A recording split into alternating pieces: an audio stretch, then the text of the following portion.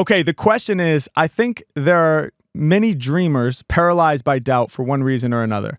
Money, fear of failure, etc. I'd love to chat about things preventing people from reaching their dreams. I would love to hear more about how you overcame self-doubt, like from thinking to doing. Yeah. Oh, man. That's a great question. How to go from thinking to doing. And that self-doubt, like you talked about in your intro, Yeah. A lot of it has to do with that. Yeah, for sure. So I think that one frame that's kind of helpful is to recognize that when you were a kid, like when you were a little kid, in like preschool or kindergarten, you probably didn't overthink what you were doing, right? Like if you wanted to go do the puzzle, you just like crawl on over there and start doing the puzzle, or somebody gave you a coloring book and you weren't like, oh, I better color with the appropriate colors within the line so that this looks like, a real Mickey Mouse. You just start scribbling all over the fucking thing, just like you didn't care.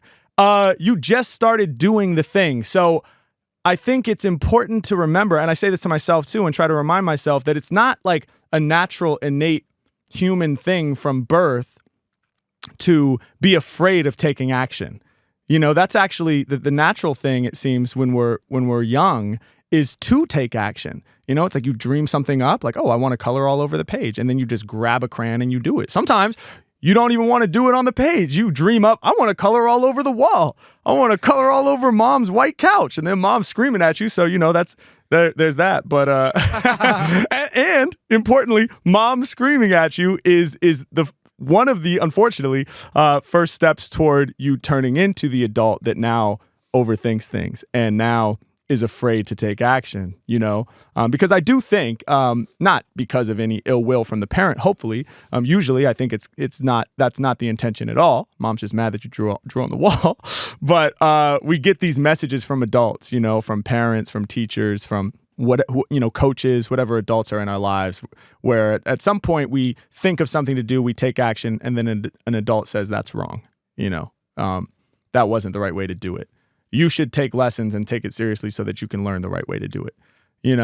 In other cultures, like speaking to music specifically, in other cultures, they just hand the little kids instruments right away, and the kids are up on stage with the adult professionals, and they're not like, they just hand them a tambourine or a drum or whatever it is.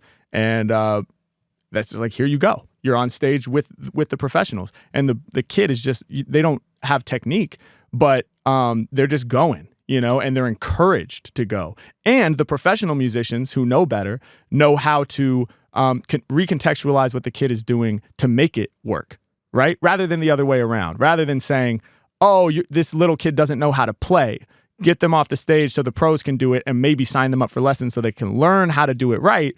It's like, no. The kid knows what to do, and we can contextualize it and make it work with what we're doing. I think that's such a much more helpful approach, for kids to learn. So, yeah, I think as adults, we have to remember that, and we have to try to find ways to get back to that childlike curiosity. And one of the things that's so challenging that goes along with that childlike curiosity is to let go of judgment and to be okay with, like, to not be thinking in terms of good or bad. I never could have started freestyling if it had to be good from the very first time, because the first freestyle just was not good, and it's never going to be good, because when you first start anything, you're not going to be good. You might have a spark of potential, or something that would maybe indicate early on that, oh, wow, this might actually be a thing for you, but it's still not going to be good, like according to, like a professional level. But I think the most helpful thing to do is just shed that whole notion entirely of good or bad. And it just is what it is, and to not judge it. The kid is not judging the crayon as they scribble all over the Mickey Mouse coloring book. They're not saying, is this good? And I think that's where so much of that, like, fear of failure and self-doubt is, like, we don't want to look silly to other people, right? When you're getting ready to do your first freestyle, you're doing it by yourself probably because you don't want to look silly in front of other people. And I think it's a natural thing, because we're social creatures, and, like in the past, we wouldn't survive if we weren't accepted by the group. So it's like a survival thing that we don't want to look stupid or be made fun of or be left out, because that used to mean life or death. And it's a very weird thing to be like a modern human, because we have all these things that we carry with us from like the hunter-gatherer era that are no longer that helpful. And this is one of them. It's okay to look silly. And in fact, it's necessary to look silly. And I used to always tell my drum students, beginners, if you want to sound great, you have to be 100% okay sounding bad. And that's one of my big things. If you want to sound great, you have to be 100% okay sounding bad.